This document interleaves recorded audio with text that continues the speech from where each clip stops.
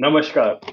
ये डेटा क्या कहता है कि एक नए एपिसोड में आप सब लोगों का स्वागत है। मैं हूं अजय प्रकाश। 2024 के खत्म होने के साथ साथ ही हम लोगों ने सरकार की जो ईयर एंड रिपोर्ट्स होती हैं, यानी कि जो साल के अंत के महीने में आती हैं, वो एनालाइज करनी शुरू कर दी हैं। उससे ये पता चल जाता है कि सरकार ने क्या वादे किए थे और क्या उनकी परफॉर्मेंस रही है। इसके लिए सबसे पहले मैं आज एनालाइज कर रहा हूं आपको मिनिस्ट्री ऑफ सिविल एविएशन का डेटा। ये सारा डेटा मैंने एयरपोर्ट्स अथॉरिटी ऑफ इंडिया की वेबसाइट से लिया है। यहाँ बिजनेस इन्फो के अंदर आप जाएंगे तो एनुअल रिपोर्ट्स हैं। आप भी ये डेटा डाउनलोड कर कर देख सकते हैं। मैं आपकी जानकारी के लिए इस मंत्रालय के मंत्री का नाम बता दूं, क्योंकि ये बहुत अनलाइकली है कि आप इनको जानते होंगे। वैसे तो मोदी जी किसी और मंत्री को वैसे भी सामने नहीं आने देते हैं, लेकिन ये फर्स्ट टाइम मंत्री बने हैं। किंजरप्पू राम मोहन नायडू, ये सिविल एविएशन मिनिस्ट्री यानी कि नागरिक उड्डयन मंत्रालय के मंत्री हैं। वैसे मैं इनकी फोटो भी आपको दिखा देता हूं कि आप कहीं आप इन्हें देखें तो पहचान जाएं। ये बाएं हाथ पर ये उनकी फोटो है राम मोहन नायडू की। ये 37 वर्षीय हैं। पहली बार इन्होंने जिंदगी में चुनाव लड़ा श्रीकाकुलम आंध्र प्रदेश से। वहां से टीडीपी के टिकट पर जीत कर आए और सीधे इनको मिनिस्टर ऑफ सिविल एविएशन बना दिया गया। ये टीडीपी के एक दिग्गज नेता यदन नायडू के पुत्र हैं और उनकी मृत्यु के बाद ही ये पॉलिटिक्स में आए हैं। वैसे मैं ये बता दूं, राम मोहन नायडू बहुत पढ़े लिखे हैं। पर्डू यूनिवर्सिटी यूएसए इन्होंने इलेक्ट्रिकल इंजीनियरिंग की डिग्री हासिल की। उसके बाद लॉन्ग आइलैंड यूएस से एमबीए किया, फिर सिंगापुर में कई साल काम किया। उसके बाद ये भारत आए और पॉलिटिक्स इन्होंने ज्वाइन कर ली है। अब जहां तक हमारे देश में एयरपोर्ट्स का सवाल है, तो 2023 से ये प्रोपागेंडा चला आ रहा है कि पिछले 9 सालों में यानी कि 2014 के बाद से हमारे देश में एयरपोर्ट्स की संख्या दुगनी कर दी गई।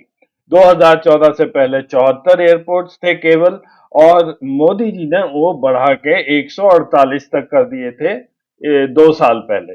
इस बारे में मैंने पूरा डेटा एनालाइज किया था। एपिसोड नंबर 158, एपिसोड 158, उसमें जाके आप ये देख सकते हैं। इस सवाल का जवाब भी आपको मिल जाएगा।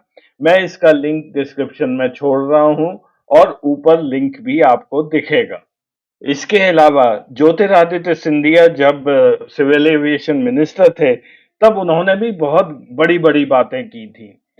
उन्होंने ये कहा था कि हम 180 रीजनल कनेक्टिविटी स्कीम के अंतर्गत एयरपोर्ट्स बनाएंगे, 25 वाटर एरोड्रोम्स बनाएंगे, 40 हेलीपैड्स बनाएंगे।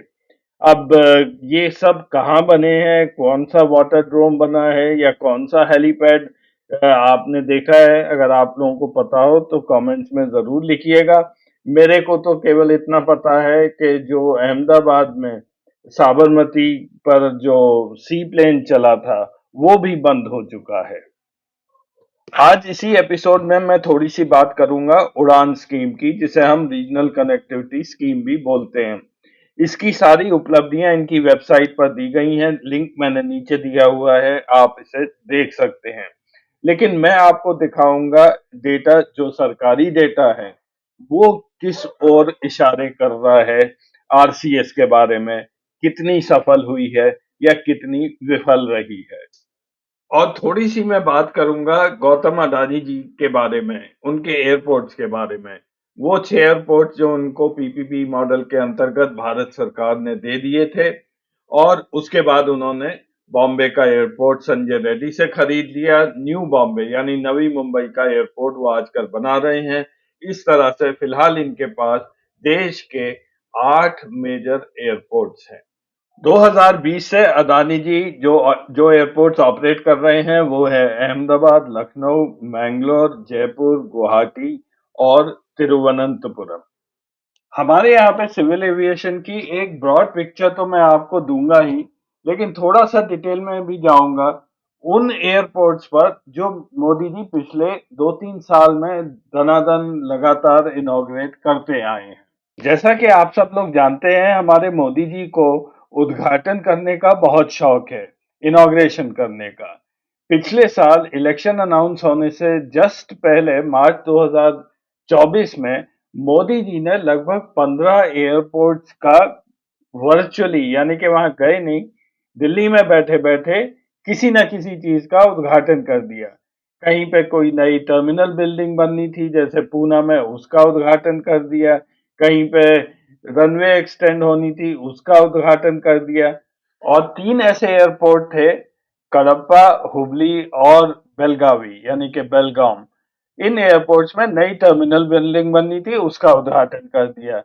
तो कुल मिला के उन्होंने दिखा दिया कि उन्होंने 9,800 करोड़ रुपए के नए प्रोजेक्ट का इनॉग्रेशन कर दिया है।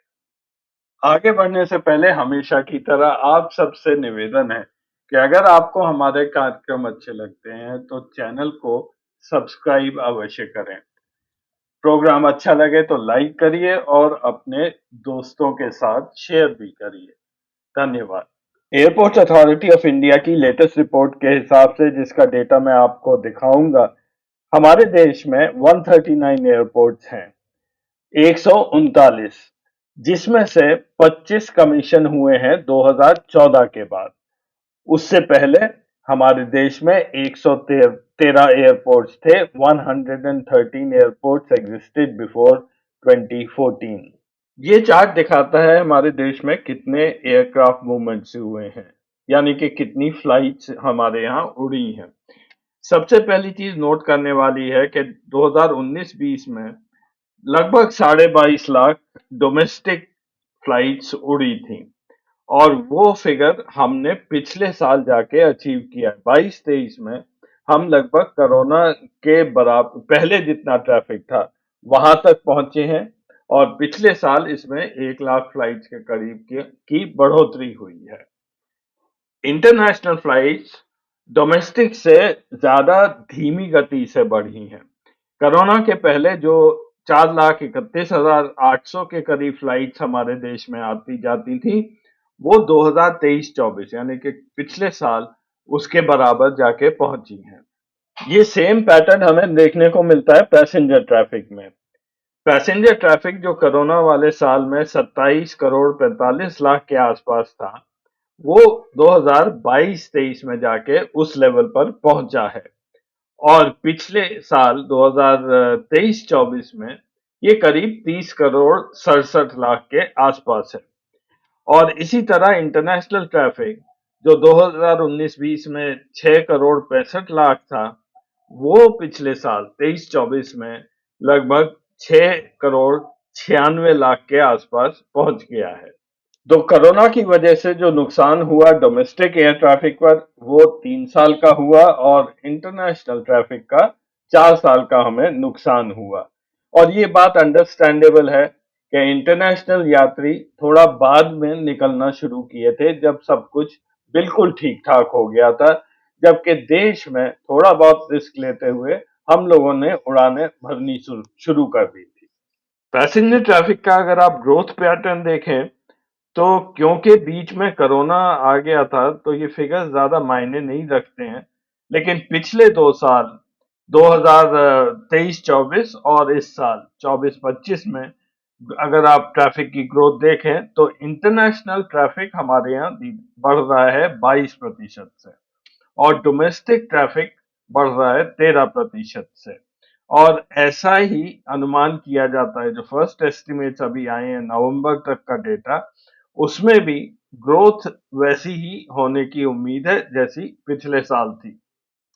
लगभग यही पैटर्न दिखता है हमें जब नंबर ऑफ एयरक्राफ्ट का या फ्लाइट्स का हम डेटा देखें, तो इस साल लगभग 10% से इंटरनेशनल फ्लाइट मूवमेंट्स इंक्रीज हो रहे हैं, और डोमेस्टिक फ्लाइट लगभग 7% से। भारतीय सिविल एविएशन मार्केट की ग्रोथ दर बहुत अच्छी रही है पिछले 2-3 साल से। 2023-24 में एयरक्राफ्ट मूवमेंट्स में, यानी फ्लाइट्स में 7.5% से के ऊपर वृद्धि हुई, और पैसेंजर ट्रैफिक में 15% से ज्यादा की वृद्धि हुई। इस साल भी संकेत यही है कि हमारी ग्रोथ दर इतनी तो रहेगी या इससे अच्छी भी हो सकती है। अब एक नजर अदानी जी के हवाई अड्डों पर। जिन्हें हम पीपीपी एयरपोर्ट्स भी बोलते हैं। अब अदानी जी जितना लकी आदमी शायद ही कोई हो। इन्होंने एक तो एग्रीमेंट 2020 में किया जब के देश में कोरोना था, उस समय हवाई जहाज चल नहीं रहे थे, ट्रैफिक था नहीं, तो इन्हें काफी कंसेशनल रेट्स पर ये हवाई अड्डे मिल गए थे।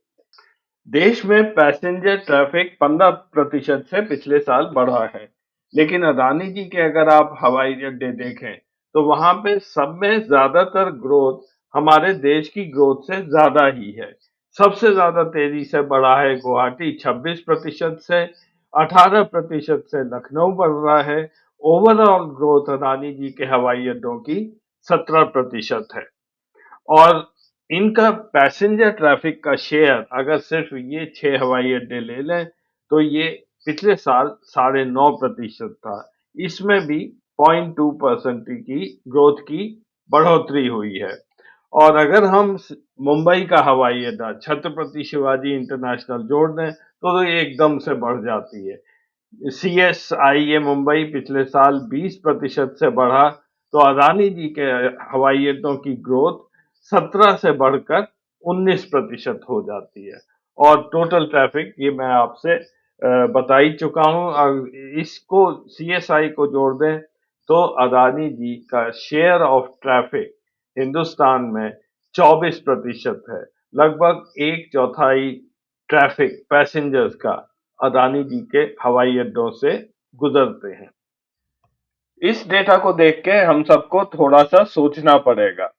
राहुल गांधी अक्सर कहते रहते हैं कि मोदी जी ने सारे हवाई अड्डे अदानी को दे दिए, लेकिन मेरा पॉइंट वो नहीं है। हवाई अड्डों का निजीकरण शायद जरूरी भी है, क्योंकि हम देख चुके हैं कि जब सरकारी हवाई अड्डे होते थे उनकी कितनी बुरी हालत होती थी। जब से ये जीएमआर और जीवीके वगैरह आए हैं, हमारे हवाई अड्डों की हालत जरूर सुधरी है। मेरा ये कहना है कि क्या ये सही है कि देश का एक चौथाई पैसेंजर ट्रैफिक वो ऐसे हवाई अड्डों से गुजर रहा है जो जिसकी ओनरशिप केवल एक ही आदमी की है। क्या ये हमारे देश के लिए एक बहुत बड़ा सिक्योरिटी रिस्क नहीं बन गया है? आप टेलीकॉम का एग्जांपल ले लीजिए। दो तीन ऑपरेटर्स तो आज भी बचे हुए हैं। बीएसएनएल एक सरकारी ऑपरेटर है, रिलायंस रिलायंस है, एयरटेल है।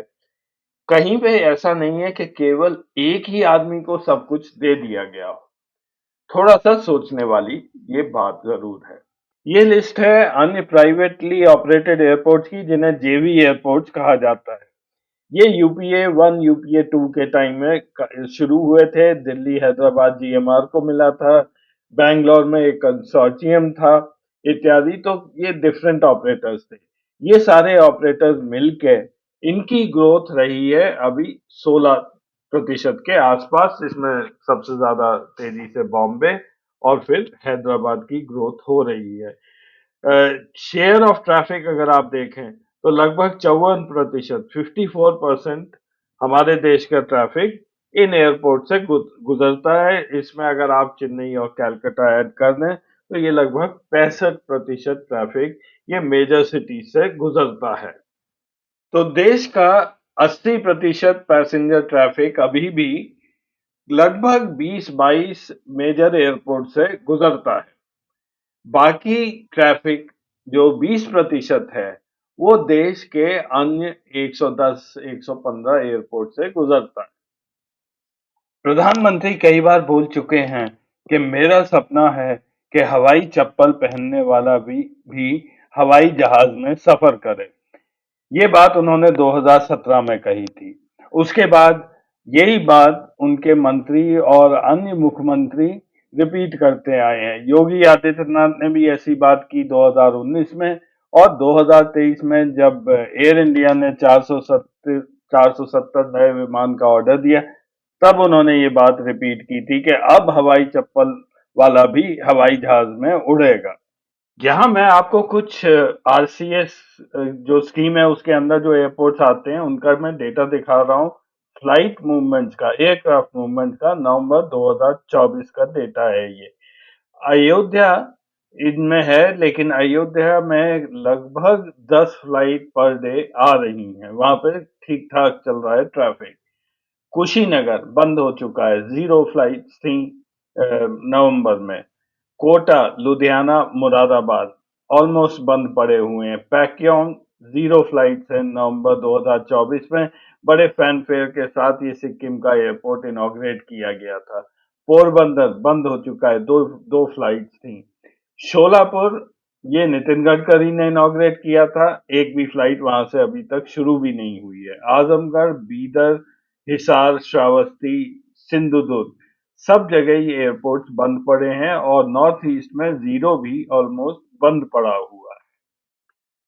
जहां तक उड़ान या आरसीएस स्कीम का सवाल है, तो अभी बहुत लंबा रास्ता हम लोगों को तय करना है। मोदी जी का सपना कि हवाई चप्पल वाला भी उड़े, इसमें अभी काफी देर लगती है। मैं आपको यहाँ पे कुछ आरसीएस एयरपोर्ट्स का डेटा दिखा रहा हूँ, जिसमें डोमेस्टिक ट्रैफिक की ग्रोथ रेट नेगेटिव है, यानी कि यहाँ ट्रैफिक पैसेंजर ट्रैफिक घटता जा रहा है। जल्दी से मैं इस लिस्ट में से कुछ नाम मैं आपको बता रहा हूँ। गोवा, यहाँ ट्रैफिक कम हो गया है 18.3%। तिरुपति यहाँ कम हुआ है। कुशीनगर, राजकोट, दरभंगा, जबलपुर, मैसूर में कम हुआ है। बरेली, कालबुर्गी, पौंडीचेरी, किशनगढ़, रूपसी, बीकानेर, हिंडन और हिसार हिसार में 72% ट्रैफिक कम हो गया है, एयरपोर्ट बंद हो गया है। पोरबंदर, तेजू बंद पड़ा है एयरपोर्ट। पैक्योंग, गोंडिया, बिलासपुर, सिंधुदुर्ग और पासीघाट। ट्रैफिक कम होने के कई कारण हैं। कई जगह वंदे भारत ट्रेन चल गई हैं, जैसे मैसूर और बैंगलोर के बीच में, और बैंगलोर से एयरफेयर हमेशा सस्ते होते हैं बजाय मैसूर के, तो लोग बैंगलोर आके अब फ्लाइट पकड़ने लगे हैं। इसी तरह तिरुपति और सिकंदराबाद के बीच में वंदे भारत ट्रेन चल गई है, काफी लोग अब तिरुपति ट्रेन से जाने लगे हैं। लेकिन अन्य सभी जगह फ्लाइट ना के बराबर हैं। या तो एयरपोर्ट इनॉग्रेशन के बाद स्टार्ट ही नहीं हुआ, और अगर शुरू हुआ है तो बहुत जल्द वहां पर बंद हो गया है, क्योंकि पैसेंजर्स की कमी रही है। देखने के लिए धन्यवाद। अगले हफ्ते फिर मिलेंगे कुछ नया डेटा लेकर। तब तक के लिए नमस्कार।